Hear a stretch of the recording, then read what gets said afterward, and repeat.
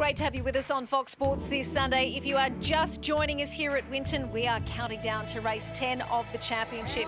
And Nissan Motorsports' Todd Kelly will start from 14th on the grid this afternoon. And racing this weekend must seem like a walk in the park after the adventure he's had across the Bass Strait.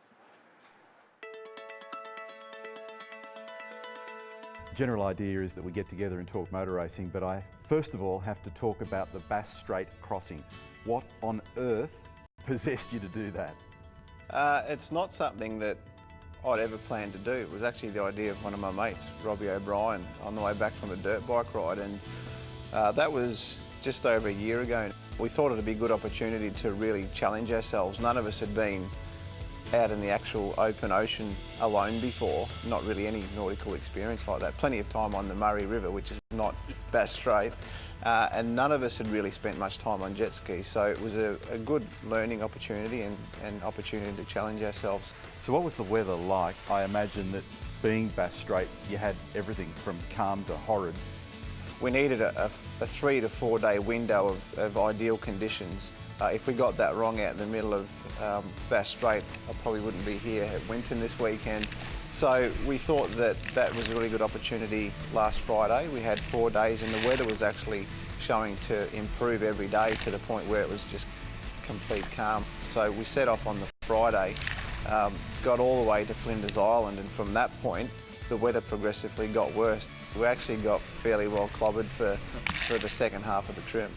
All right, let's talk about car racing for a sec. You've personally got off to a good start, and it would appear as though when you look at the difference, the delta between the absolute front of the field and where you guys are has tightened right up, so it's an eye blink away from where you need to be. Yeah, it's definitely closer, and I don't know whether that's good or bad, because it means all of those tiny little things are just even more important than what they've ever been. So there's always a list of things that we're designing and making, and as usual, those things just can't get onto the cars quick enough, but it's a matter of getting everything right on the car and on the day, and it's tough out there, but it's certainly something that we're all enjoying and looking forward to the second half of the year.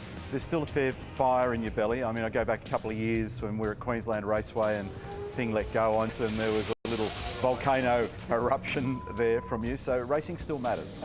It does. At the end of the day, you know, I get enjoyment out of seeing the guys do well in the business and seeing the other cars in the team have success on the track, but the thing that really gets me deep down is doing that yourself.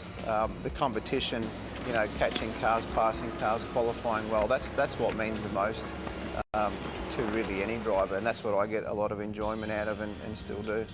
I can't sit face to face with you and not discuss what happened at Phillip Island, where we saw 3 of your cars on a radio exchange and high levels of emotion between yourself, Rick, and Michael. When you race, you know, every few weekends for years and years in identical cars, I think you're kidding yourself to think that you're never going to have that situation, and we plan for that as much as possible.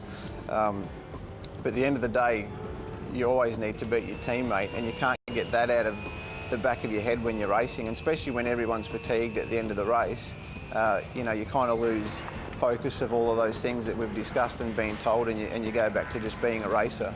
And the result of that was what happened at Phillip Island, I guess, and it sometimes takes events like that, as bad as they are, to really reset everything, and I'm sure we'll be good for another 2 years before we have that happen again. Have a great weekend and continued good luck for 2017. Thanks for the time today. Thank you. Well, not quite, because Michael Caruso and Todd Kelly found each other again in race 9 yesterday. They've been magnets this year, so stay tuned for the next chapter of that story. But it is time to get back on track now as the Touring Car Masters get ready to head out. Matt Nolte is calling all of the action. Matt, what's the